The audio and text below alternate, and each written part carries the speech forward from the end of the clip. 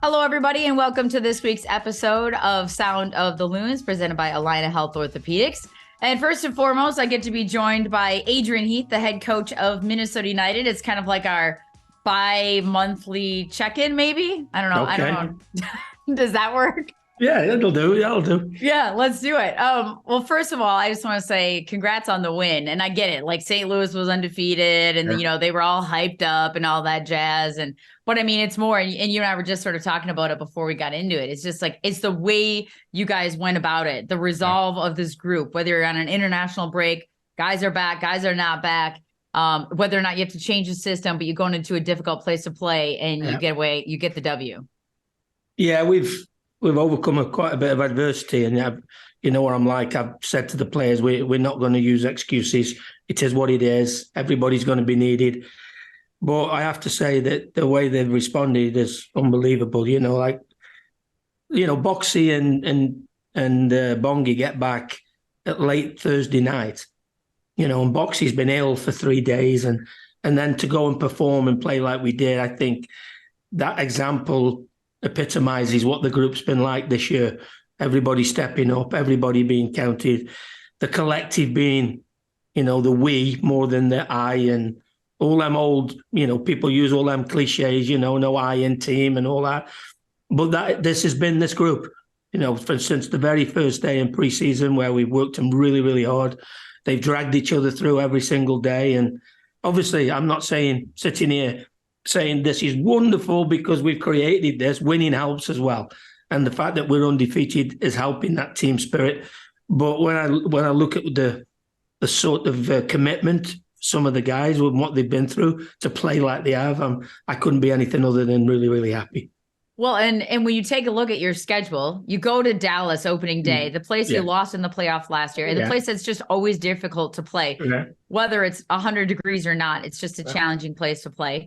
Then you get a win at Colorado as well, which another insanely challenging place to play. You go to St. Louis where they're undefeated and they're on this tear and everybody's putting them, they've won MLS Cup trophy next, in 2023 I already. thought we were playing the Brazil team of 1970 when I was listening and reading to the stuff in the build up to the game. But I did say internally, I thought we matched up quite well with them. And the way that they want to press, I thought that if we got in good spots, especially defensively, to play out and played forward early and ran forward, I thought we'd cause them trouble. And, that's what happened. We had a couple of really good breaks in the first half. And second half, I thought we were outstanding. Some of our football, we were far and away the better team.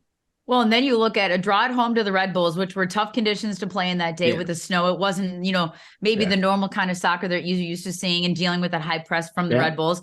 And then you have a Vancouver game, which we're not going to debate that thing again about the clock. But you look at that's 2 draws. And then the wins, like in difficult places, you go on the road and get these wins. Now, if you can shore up the home record, which you should be able to because you have 2 draws so far. Yeah. I mean, not that you want to just assume this is going to be all roses from here on out, but that's a pretty good sign. Yeah, it is a good sign. I think the fact that we've conceded 3 goals in 5 games is another big plus for us. And I got asked this morning about what's different with the back 4, the back 5, with the goalkeeper. I said, they'd be the first to say this isn't just about them. It's about the 4 in front of them. And the 2 in front of them, they'll be disappointed that they haven't scored more goals, Luis and Mende. But their output, their numbers, high speed running, distance covered are off the charts at the minute. So it's been a real collective, that the defending has started from the front and the attacking has been starting from the back. So, it's the big collective, Kendra, I think that's the word to use, that has been the really contributing factor to the fact that we're undefeated. I'm going to talk to Emmanuel Iwe here shortly. And so I sort of want to get your take on the contributions of some of the second team players, whether they're in the lineup, whether they get onto the field or not, or whether they're participating in training. What's your thought on specifically Iwe's performance, Bello's performance? What have you seen from those guys stepping in? Well, I think one of the pleasing things for me has been how they've started. They've gone two wins on the road, and that group is far more competitive now and far more talent than we've had over the last year or so, without a shadow of a doubt. Cam's doing a really good job with them. And I think that the one good thing as well now, when we've brought them up to train with the first team group, there's not a big drop-off. There's no drop-off. They've come in and worked really, really hard to try and be part of it. We would like to integrate a few more of them as the year goes on. But when I look at sort of Ballo, Dunbar, Iwe, Paddleford, even Fisher, who's come from North Carolina, where we got DJ from, they've done terrific. And, I've been as pleased with their contribution and the way they've started as I have with the first team. Because at the end of the day, it's a club. It's not about one team. We're trying to build something, and we're trying to give these younger guys an opportunity. And I'm glad to say most of them are trying to take it.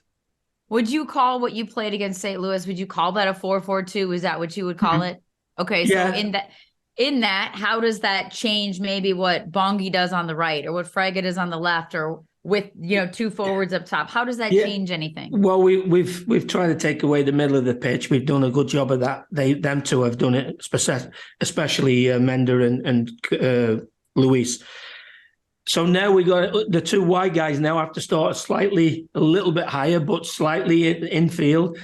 Suddenly now we haven't nearly got a 5 in midfield. It's only a 4. So Will and Curvin, that affects them. They have to get across and get out to that middle piece, get out wider, a little bit wider. So, it might not seem much from a 4-2-3-1 to a 4-4-2, but, it subtly does influence everybody on the field. And I think they've done a really good job of coming to understand what's expected of them, because we didn't work on it in pre-season. We didn't expect this Reynoso situation. So, they've done really well to take on all that information on board. And, so far it's been working well for us. Well, and that's without Robin. He was ill, and then prior to that, he was in international duty. So if he comes back in the mix, at least you have a different kind of playmaker in the center of midfield. But also, I feel like when you have Mender and Luis up top, the guys in the middle and Curvin and Will are going to be like, you guys better be pressuring those, because we're kind of skit. Otherwise, you could get and obviously having one less body in there affects the distance that you have to cover, and especially when you play the teams who are in the 4-3-3, the two front men have to deal with the deep line number 6. So now they've got the 2 centre backs and the 6 to take care of. A lot of work. We've worked hard on it with them, but their application to do it has been absolutely first class. And I'm sure that the midfield guys will be the first to say that they're making our job a little bit easier by the amount of work they're doing. Yeah, Will's not a spring chicken, but he takes pretty good care of himself. And then you've got Curvin, who seems to just enjoy running. Yeah, no, they've done well in there, and obviously we got some big decisions coming. Because obviously Robin's back this weekend, and I think everybody knows what I think of Robin. So I think it's a fair chance he will be playing. Sang Bin's available this weekend, and he's looked really sharp in training. Asani now doesn't want to be sitting on the bench. He's just missed 9 months with his injury. So we've got a lot of competition for places. But as I did say to the players this morning, there's nothing like, for a coach, there's nothing like having a competition for places, because invariably that spurs on the group who are, fortunately for them, have got possession of the shirts at this moment. How has Songbin kind of gone into the group? I talked to Watto, right when he was getting into the mix, but obviously now he had to go and get the rest of, what was it, his passport or his paperwork, and then come back. So he wasn't available last weekend. So how now, with that added travel and just the integration into the group, into the training, how's that gone? Yeah, it's going to be good that we've got a full week here, because nobody's away, everybody's here. I know it sounds silly, the lads can get back sleeping in their own beds, get on the same time schedule again that they're used to. But no, you can see the relief in his face. That the fact is now I've done with all this paperwork nonsense, and I can just concentrate on being a footballer again. But he's looked really sharp in training this morning, and he will be involved this weekend at some capacity. Whether he starts, whether he comes off the bench, remains to be seen. Papias, again, I know preseason we talked about him, and it's crazy because I shouldn't say it's crazy, but as a center back, it's not like he has a ton of size, but you can immediately see the quality that he has and his intelligence, and how he sort of reads the game, plays out of the back. We didn't get to see that much, at least the game I did against the Red Bulls, just because the conditions were different. Well, you didn't get to see that. But how has he continued on for you? Well, I think the one thing that we knew when he came is tactically he was very, very good. He's had a great sort of formation, if you like, at Pachuca. He's been there and he's been in a professional environment since he's been 11 years of age. So tactically, there's not an awful lot you need to go over with him. He gets the game. But I don't think it's a coincidence that I think Boxy's probably had the best start that he's had, and he's been top draw Boxy. But I think it's the composure of Mickey has actually helped Boxy, where Mickey actually will stand and put his foot on the ball and let everything calm down and let people get in better spots to receive the ball. So I don't think it's just his own performance. I think he's helped them around him as well. And, the fact that we've conceded 3 goals in 5 games, I think is down to him, and not down to him solely, but I think he has had a real big influence on the 3 or 4 guys he's been playing with. When you look ahead at Chicago, I know, what day is it? Tuesday? It's only Tuesday. But what do you see from this Chicago side? It's a little bit, seems like the same. Some of the struggles trying to find a way to score, but they've got Kai Kamara who seems to find a way to score. But in general, what do you see from this Chicago side? Well, we've watched all the games, and you've heard me say it a million times, Kendra, goals change games. And they've probably left 3 or 4 golden opportunities out there. Had they scored them, they could be sitting in a lot different position than they are now, and probably with a little bit more confidence. The last 3 games, they haven't got beaten in the last 3 games. I think Shaqiri will be back this weekend. It looks like he narrowly missed out at the weekend, but the fact that they've got a full week training, I would expect him to come back into the fold. They've got some pieces. Presbilko's a big old unit, 6'5", whatever he is. And then you say they've got Kai, who's having a little bit of an Indian summer, really, because the last year he had in Montreal. I, for one, didn't think he still had that in him. But he's obviously, he looks after himself and he got a lot of confidence. So, these people are an handful to deal with, not only because just the sheer size. Kai is 6'4", 6'5", Presbilko the same. They're experienced, so they get good spots in the box, and we're going to have to try and the supply line, we're going to try and cut that off as much as we can. But if the ball goes wide, then we have to be in good spots in the penalty area for sure.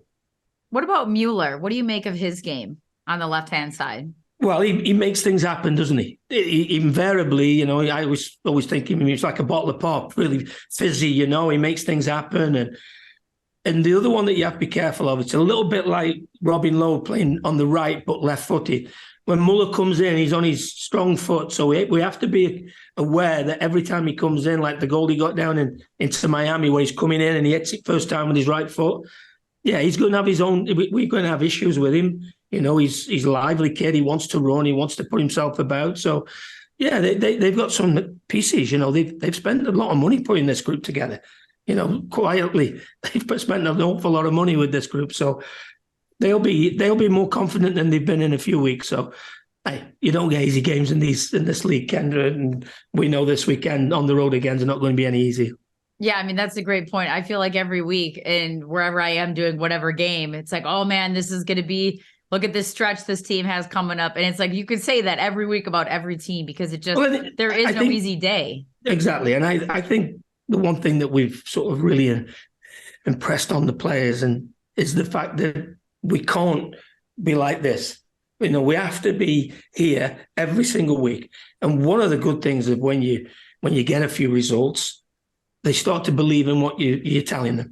But the most important thing, they're holding each other accountable now for the level of performance. I can never guarantee that we can win, because you can't. What we can guarantee is we run around, we play with an enthusiasm, play with a desire, we play with a collective spirit, we keep a good shape. They are things that we can control. The result we can't. So let's, control the controllables, as they say, and let's hold each other accountable.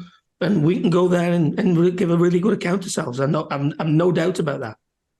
And I know that the last one I have for you is just, I was talking to you before we came back about the post-game video in the locker room against St. Louis. And I'm sure a lot of that was because of all the hype about St. Louis. And it's always fun to play spoiler, especially on the road. Yeah. Is there anything better? We have it every week. We have a spoiler every week, because invariably every time I read anything, not that I read anything these days with the so-called experts, it's not many people fancy us. So let that continue. One or two of them certainly have to up the game in the dancing department. So I haven't looked at that, but I think the video gives you an idea of what the group are like at this moment in time.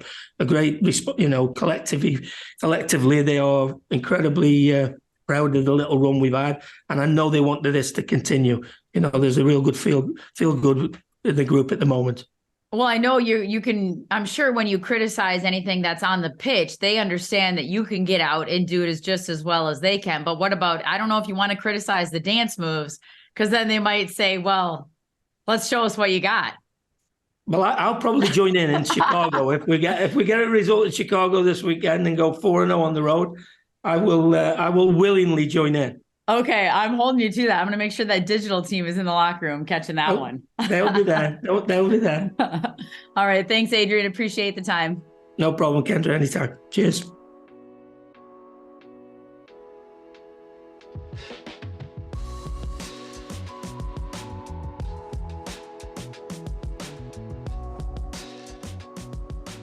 As the official healthcare provider of Minnesota United, Allina Health is focused on keeping our Loons in top condition. And with expertise in orthopedics, sports medicine, heart care, and more, Allina has the team to keep your family in the game too. The experts at Allina Health take the time to get to know you as a whole person, helping you achieve wellness for your mind, body, and spirit. It's an altogether better kind of healthcare. Learn more at allinahealth.org.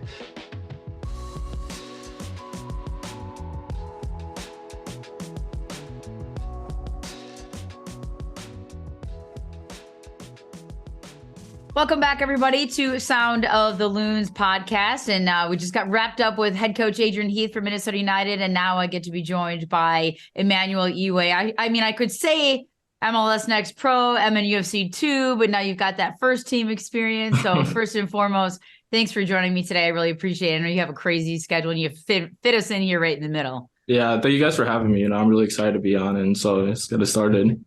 Yeah, so I want to just first and foremost say, I know you were born in Nigeria, but grew up in St. Louis Park. So another Minnesota native. I'm an East Sider. I grew up in Stillwater, Minnesota.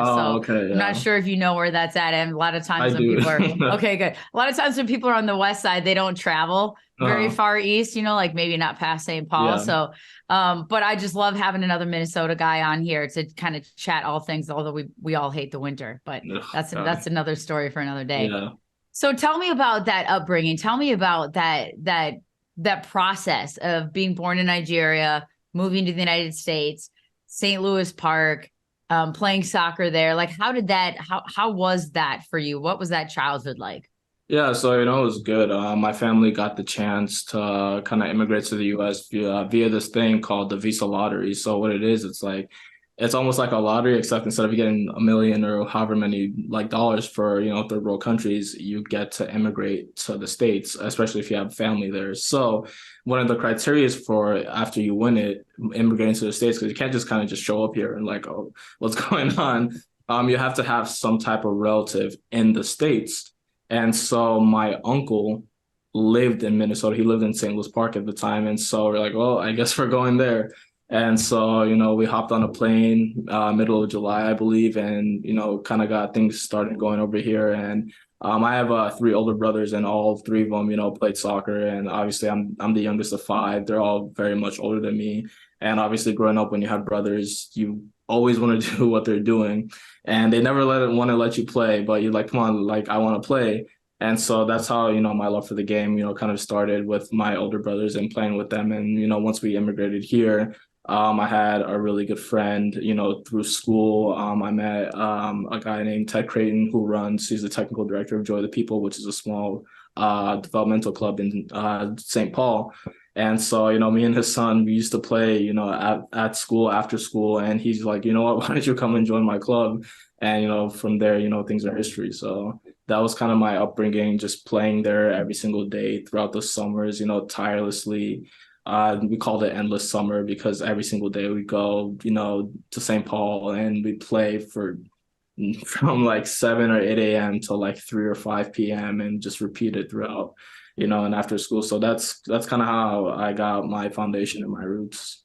So how old were you when you came to the United States, when you came to St. Louis Park? I don't know if I missed that part, or how old were you at that point? I was about 6 years old. So I was very young, just just about starting kindergarten, first grade around that time. And so it's easy, obviously, if you're a kid and like immigrating from a different country. Like granted, Nigeria does speak English, so it was easy for me to assimilate into the culture. But yeah, so when you're a young kid and you like playing sports, it's very easy, and you're somewhat good at it when you're younger.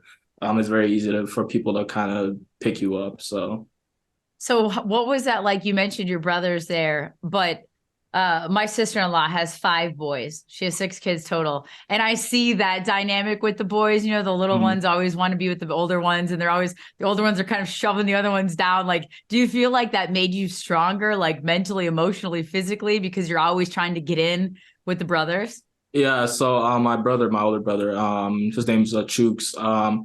He played, St. Louis Park, the high school. He played travel soccer.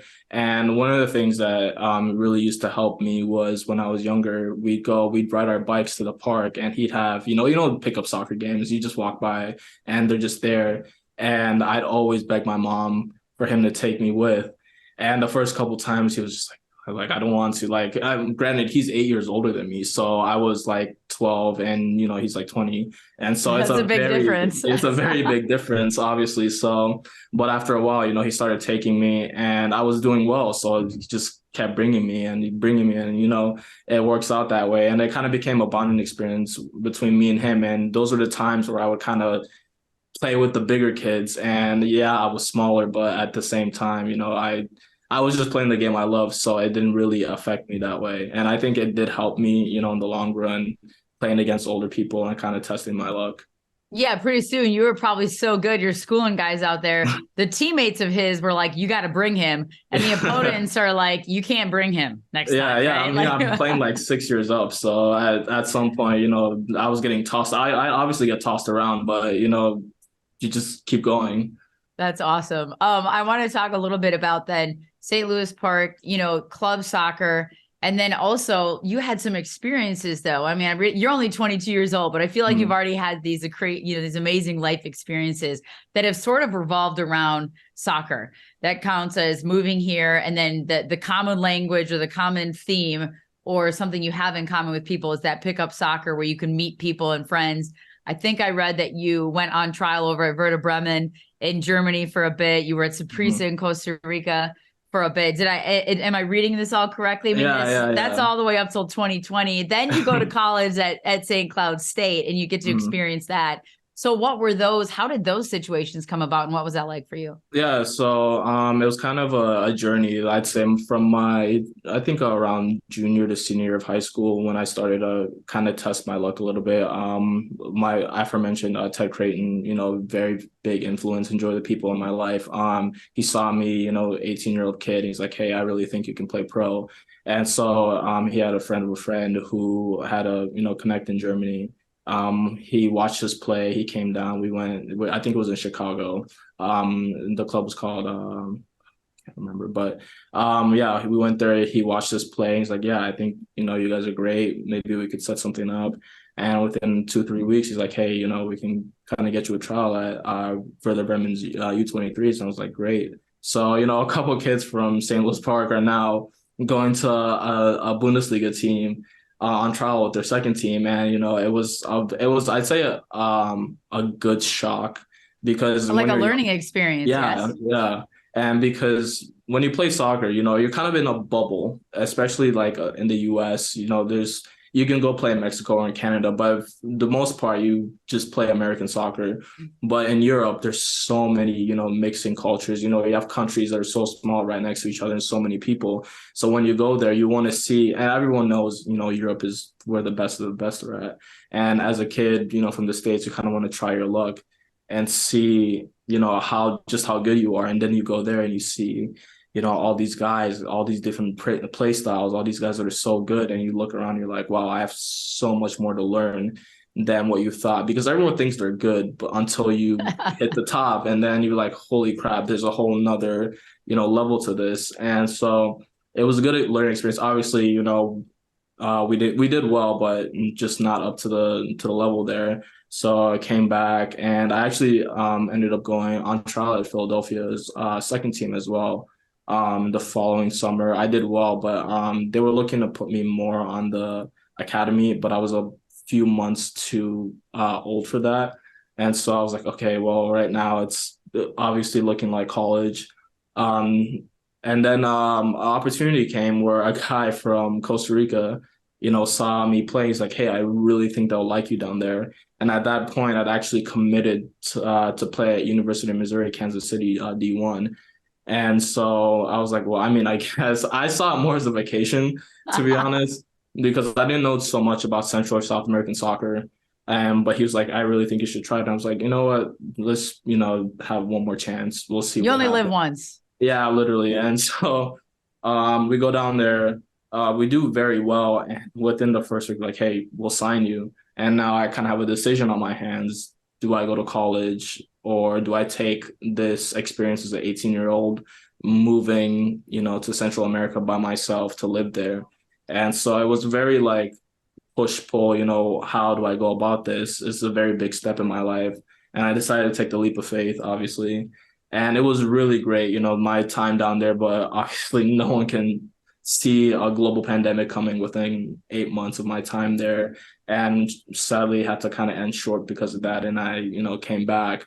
But I really think it helped me, more as on a personal level, growth and maturity, because obviously you go down there, you make some mistakes, you kind of have to learn from that, especially being by yourself at a bigger club. The stakes are bigger, all of that. And so coming back, I was like, wow, I don't know, it might be over for me. This pandemic kind of might have ended, everything that I've been working for. At that time, I think I'm only 19, and being from an immigrant family, the biggest thing is you got to get your education, you got to get a degree, you got to build a, foundation for your life. And so we had some troubles, kind of finding a club. And I was like, I got to at least still go to school. And St. Cloud State, provided me an opportunity. Sean Holmes, a great coach over there, provided me an opportunity to come and play, through COVID at a very new program. And I'm grateful for that because it kept me in the state, it kept me going to school, and it kept me kind of developing my craft. So, yeah. That's awesome. I mean, it was crazy to think of those life experiences that you've had just before you were 19, 20 years old, Mm-hmm. and so like, I think those are things that I'm a firm believer in experiences over anything else. And yes, Mm-hmm. the education piece is part of the experience, but I mean, to say yes to all those things, that takes a lot of courage and your family to support you in those moments. But then what you've gained, so then you end up playing for St. Cloud State, clearly catching the eye, coming to MLS Next Pro, MNUFC 2. What was that like for you being part of MNUFC 2 last season? And then getting your taste of, I know you train with the first team oftentimes and there's intermixing and mingling, but then to actually be on the roster and to step on the field in that Vancouver game at home at Allianz Field. I mean, what kind of walk us through some of those emotions? Yeah, it was very tough for me. I like last year, obviously, like the guys that I spent last year with on Next Pro, they're almost like my brothers. It's our first year as a club. It's my first year as a pro. It's a lot of these guys' first year as well. Some guys coming from different clubs, obviously, but like it was almost like this bond that we built as, first timers trying to make an impact, especially first year for the league. Obviously, it kind of ended short for me with the season-ending injury that I picked up in August. And, the period from August until I think about January, February was very, very difficult for me. When I found out I had to have 2 surgeries, I was, very devastated because I just started back when I thought things were over during COVID. I found a lifeline with Minnesota United, and now my season gets ended. I'm in a boot for 8 weeks. I'm riding one of those scooters that you can't walk.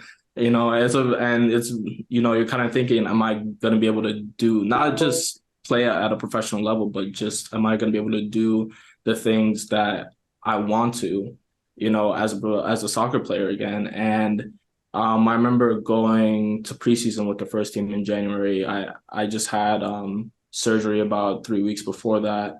And I kind of, during the preseason, my foot just broke down. And I also broke down on the field because I just couldn't run. Like I couldn't get myself to run. It just hurt so badly.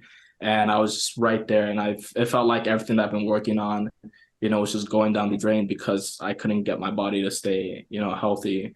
And there's ups and there's downs. You push past it. And having my first game back from injury, not even first team game, but my first game back in 8 months, be a home debut against Vancouver was something that was insanely special to me.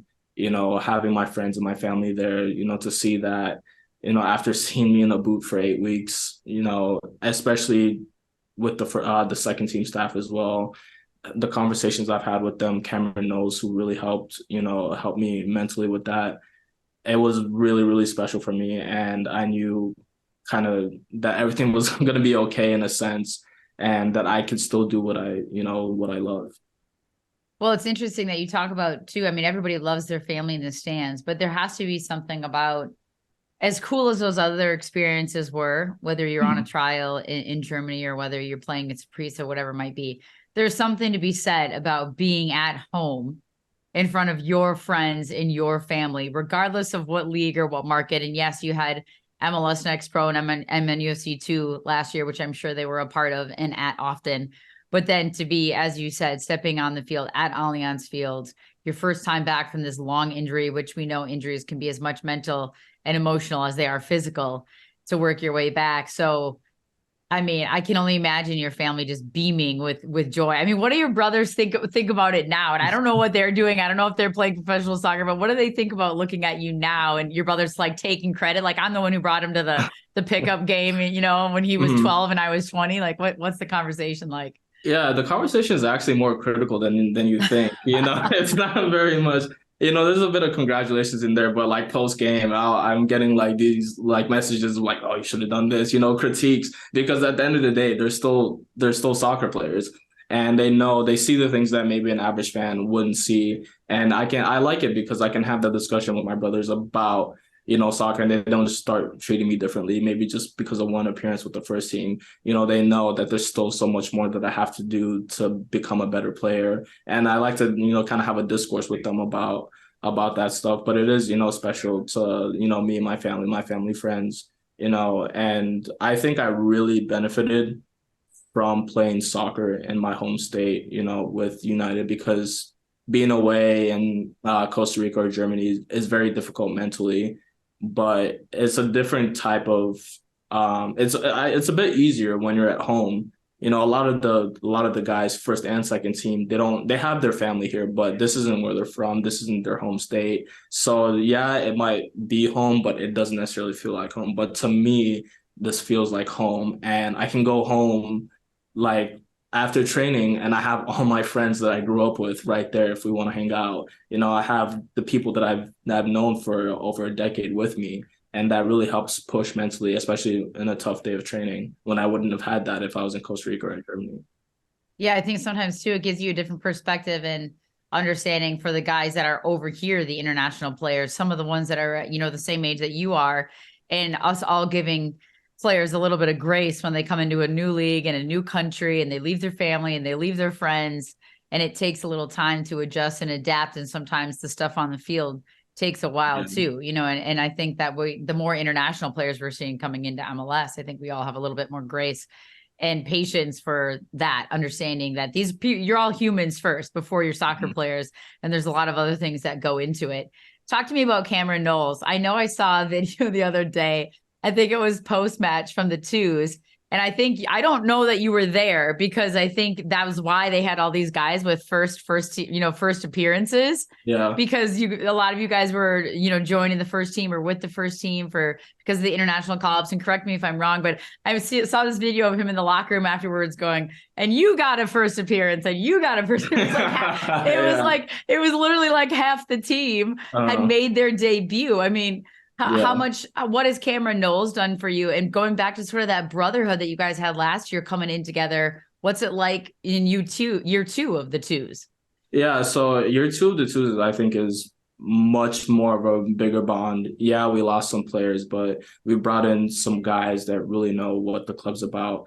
And the guys that have stayed, Diogo, Alex Murray, even though he's on loan right now, and really Sisu Uche and Jason Ramos, all those guys have really, started to build, because we didn't really have a culture last year. That's the thing, it's the first year. And so it was up to us this year to kind of tighten the bonds between the guys, and Next Pros, it's a bit tough because you have academy kids, coming up, you have the second team players, and then you also have some first team guys dropping down. So it's a wide range of, mixing emotions and player ages and whatnot. And so sometimes things don't kind of get together as they're supposed to. And so year two, I'm really happy about so far. Obviously, we're 2-0, especially that big win against Real Monarchs on our first game day. And we had 7 or 8 academy guys on the field. And so year two, that must have been the game. Was that the one I'm talking about? Yeah. There was great. 8 guys making their Next Pro debut. And, it made me, I was watching that game and I was screaming and I was cheering them on. And you can tell the locker room is just so much more of a brotherly bond. Guys are laughing and joking, and even on the field, so unselfish play. Passing the ball to each other when maybe you could have taken it on your own. But year two, I think, is going to be better than year one. Obviously, it's already better the way we started, but I like it in the sense that now we know we're acting more as a team than last year, and that's what I really like. So what are your personal goals for 2023? What does that look like for you? And how does that come to fruition? Yeah, so interestingly enough, personal goals, especially heading to this year, was just to get back on the field and be healthy, and now that I've done that, I think it's kind of expanding. I was talking to Ian Fuller, the first team assistant coach, a couple of weeks back, and he told me, he said he doesn't want to see a sophomore slump. And so he says, we build on what we have last year. Last year was I wouldn't say like a culture shock, but, we come in kind of settling down and adjusting to everything. It was a good start before the injury, and now we just have to build on top of that. And I think year two is just to be fine-tuning the things that I learned from year one, and I guess being a little bit more critical about the little details, especially on and off the field, of being a professional, being a leader on the field, producing on the field, which is a big thing that I've been told, I really want to do this year, more goals, more assists, and getting those 3 points more often, especially now that we're on the road for the first 6 weeks with Next Pro. That's a big thing, and kind of growing into my own as a player and really having the confidence on the field. And lastly, I'm going to preface this. Somebody else wrote this question out. This was not mine. But which coach's training sessions are harder, Cameron Knowles or Adrian Heath? Oh, man. You can plead the fifth because I get what it's like. I get what it's like, as a player. You got to go back into that locker room. I mean, I don't know that the coaches listen to these things, but I'd say they're difficult in their own right. Both of them are sessions where you learn, different things. Maybe Cam presents something one way, but Adrian presents it another way. They give you 2 different perspectives on the game, and that's what I like. I wouldn't say they're necessarily more difficult than each other, but it's great to have both of them because that way, I go into a Next Pro training session, Cam sees something and tells me about it. I'm like, I've never seen it this way. I go into a first team training session, Adrian tells me something, I'm like, I maybe I didn't think of that either. And so it's a good contrast between the both of them. That's awesome. Good answer. Good answer. Well, thanks for taking the time to join me today. I appreciate it. I'm excited to see what's next for you and how the season unfolds and what 2023 looks like for you. And I'm glad to see that you're, we hear that your family can be a part of it, whether it's even critiquing or whether it's a pat on the back. It's family's the best. So it's a great setup you have, and we appreciate you taking the time to join us today. Okay. Thank you so much. All right, guys, everybody. Next up, Academy Spotlight. Leo Conneh is going to join me. I hope I said his name right. I've got a phonetic pronunciation here, but it doesn't mean I can't still butcher it at times. So he's going to join us next for the Academy Spotlight. Stay tuned, everybody.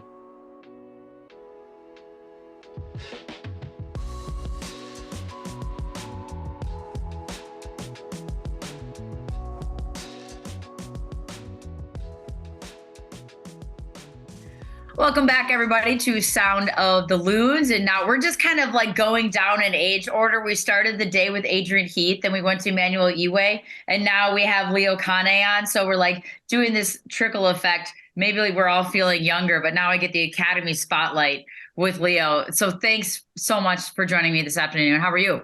I'm good. How you doing? I'm great. I get to talk soccer for a living, and you get to play soccer for part of your living. So I guess that's not a bad gig, is it? No, it's fun. It's fun. Love it. Tell us about that though, because you're still in high school, so you're in a different boat than some of these guys. That when you get to training, I know you're with the academy, but I'm sure you're with MNUFC too sometimes, and you guys mix and mingle. So what is that schedule like when you're a senior at Champlain Park? You're with the academy. What does that schedule? How do you balance that? Currently I am doing online school, so I I get school done after training. So then I come to training in the morning and then I have the rest of the day to do school. So then it just kind of balance it out. Because like after training, you have the whole day. And we make jokes with our teammates because we don't have nothing to do for the rest of the day. So I have a lot of time to get schoolwork done. So that way it's easier for me. Well, you say it's easier, but sometimes when you have free time, you can fill it up with other things. I always found, growing up that like the busier I was, probably the more effective and efficient I was. So how do you personally stay on task? You're trying to stay fit, stay healthy, stay locked in with the academy and what goes into that training, and then straight into the schoolwork. How do you stay on task when you do have a little bit, maybe more time and you're not at a physical school? Well, usually my day, usually in the morning I drop my little brother off at school.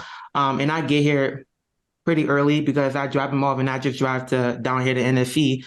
So then I have about an hour and a half before training, before we have to be here for training. So then I get a little bit of schoolwork done in that time frame. And after school, after practice, excuse me, when I drive home, I also have to help my little brother with homework, and that takes a little bit of time too. So then in that time frame while I'm helping him, I get to squeeze in a little bit of my homework done. And then after I'm done helping him, I only have a little bit of homework left. So, he kind of helped me balance it out a little bit. I love that. That does sound like a busy schedule. So I take that back. You don't have a lot of free time. This is you have to be incredibly efficient and productive in what you get done in the day. And like, where did you get that drive and that mindset? Because that doesn't come naturally, especially to teenagers. But to get to where you're at, to be in the academy, then to play with MNUFC too, where does that drive come from to be so sort of mature and effective in what you want to accomplish with your goals? My mom. I give all the credit to her. Just seeing her work, seeing her try to provide. I mean, she works super hard. She got three boys. That's a lot of trouble. So just seeing her try the best she can to be able to, take care of us.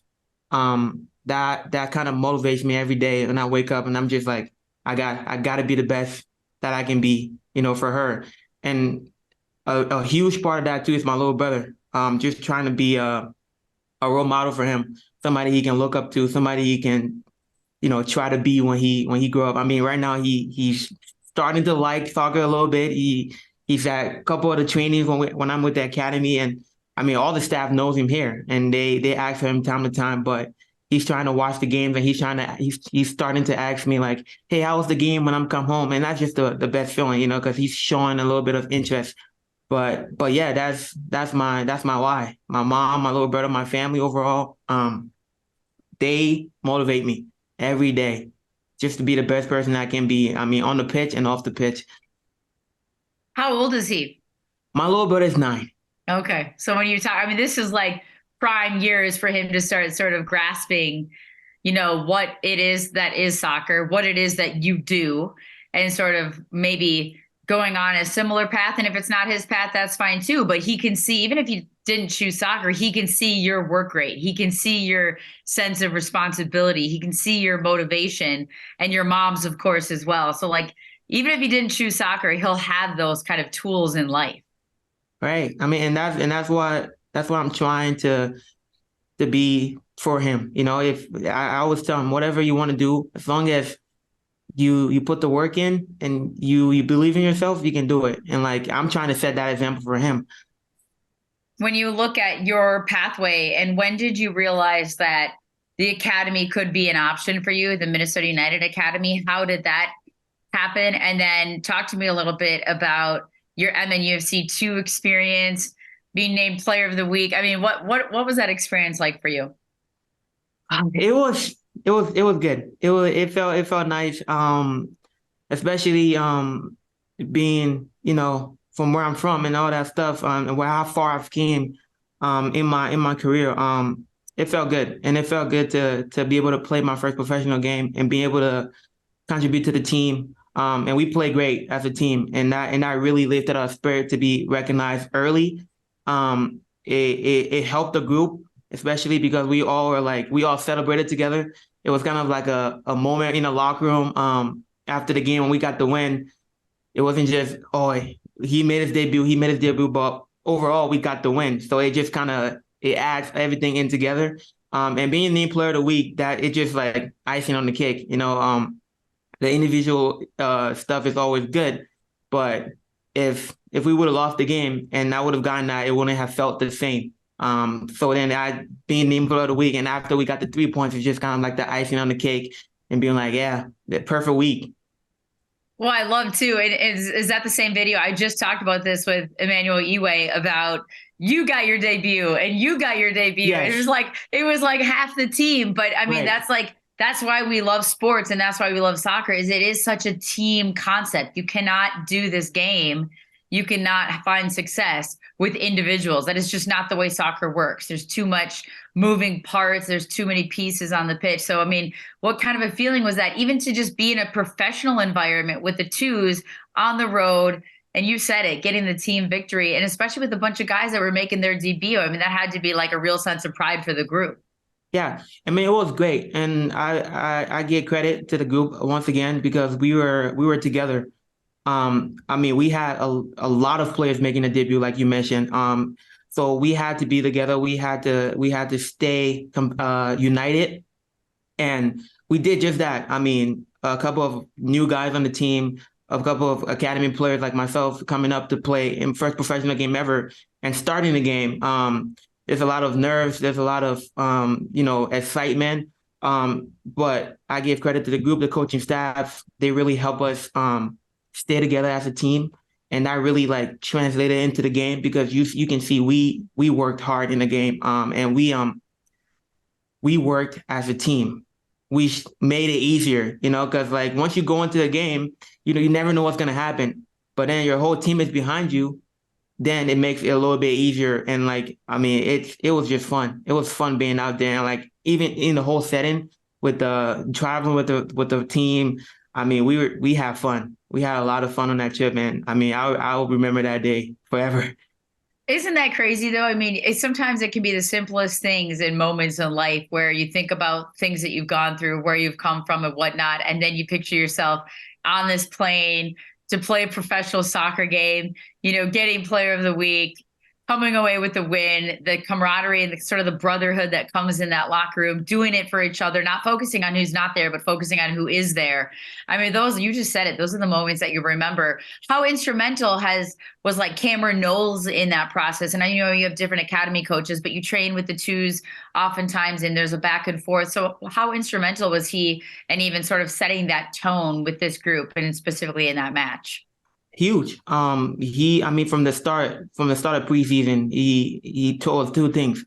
You have a great attitude and work hard, and we'll give you the opportunity. And I always remember those two saying before training, because it just kind of leads into what your mindset have to be when you're academy player coming up with the tools.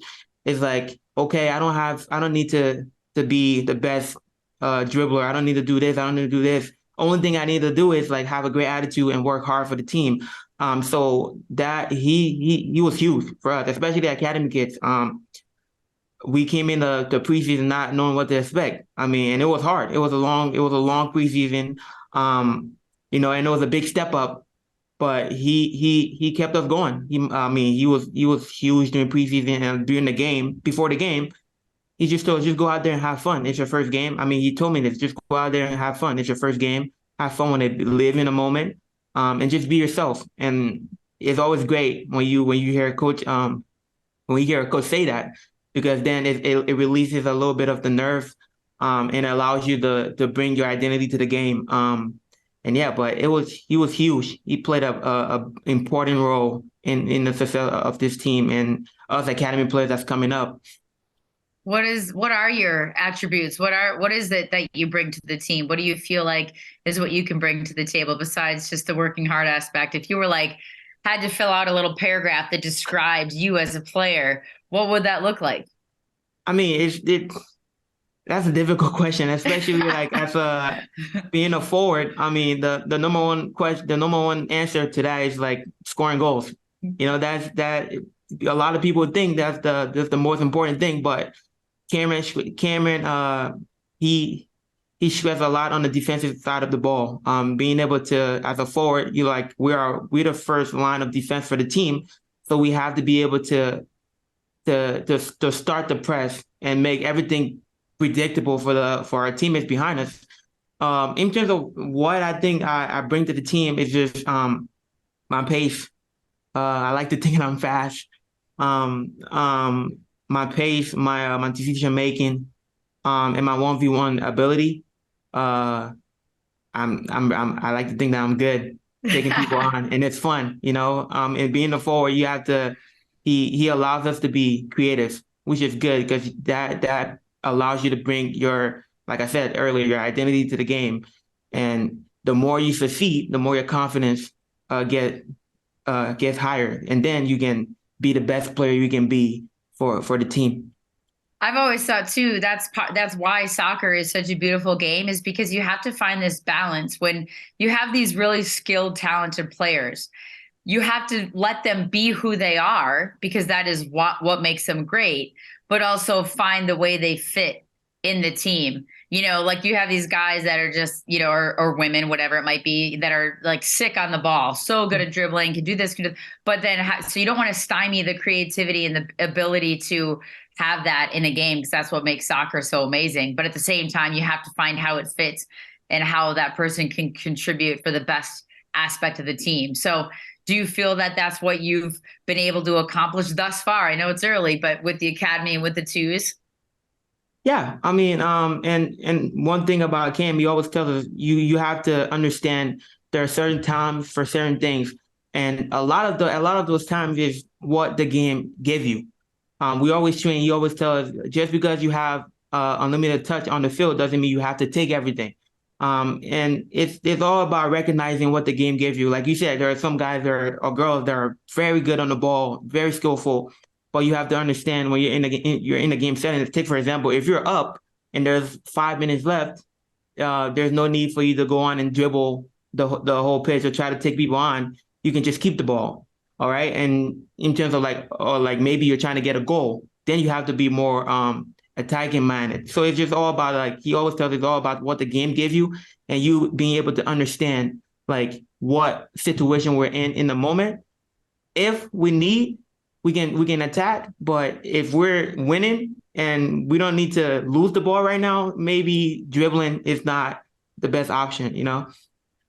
So when you look at this team, when you look at MNUFC 2 in particular, is there any individual, and I'm not saying to like narrow it, you know, individualize or pick someone, you know, to single them out, but is there anybody that sort of helped you that maybe that first day you're coming to training with the twos instead of the academy, or that first moment that sort of made you feel comfortable that this, you know, like from a leadership standpoint or a player standpoint, that just kind of, you know, I just talked to Emmanuel Iwe and he talked about the culture of this twos right now. And they're in such a great spot. And last year it was trying to figure out what the culture was because they were all new and it was a new thing for them. Anybody on this twos team that has sort of just welcomed you in and like really made you kind of settle in if you were nervous or anxious the first day? Really everybody. Really, because we were very young and a new team, so we were all just trying to get comfortable with each other. I mean, the coaching staff were great. Cam and Jeremy, they're both just trying to get us comfortable and we're all here for one reason, to be the best players we can be for MNUFC 2. But really, if I would say one person, I would say it was Diogo. Diogo really helped me. He settled in. He's the guy I talk to the most on the team right now. But yeah, he's kind of like that role model for me that I kind of look up to like kind of model my game after. But yeah, and he's a really kind guy and he gives me a lot of advice. And so that just kind of helped me because, as an academy player, you're coming up. Obviously, we have people that we look up to in the first team, but then you have to narrow it down to the second team and you're like, okay, that's the guy I'm trying to be like. And he was one of those guys, and I've gotten a lot of tips from him that has helped me enhance my performance. I want to know too, like what sort of sense of pride that your family has if they watch you play, or if your mom watch the game, if she was able to stream it, like what's that been like for her to see that her hard work and what she's accomplished and the young man that you've become, like what's that like for her? It was great. It was one of the best moments of my life when I got home and my little brother is there and he's like, "Oh my God, I saw you on TV. I saw you scored." I mean, that's what like I said earlier, that's my why. That's why I play this game that I love so much. Now that I have my debut kit with my last name behind it hanging up in my mom's room, that's the reason why we come out here and work hard every day. She can see like, hey, my hard work and the dedication that I have as being transmitted into the young man I'm trying to become. But yeah, it was a great moment, and like for my whole family, even like the people close to me, it was great. I had my phone, it was going crazy after the game. So many people. But yeah, that's why we play this game, especially like for my mom. She is the reason why I want to be successful. She's the reason why you work hard, because like the work she put in, you have to try and be the best person you can be for her and my little brother. I mean, it was great because he every time I pick him up from school now, he's just telling, it's like, "Oh my God, I told my classmates you're playing on TV," and it's just great. It's just great. Those are the moments you live for, and especially being a young player.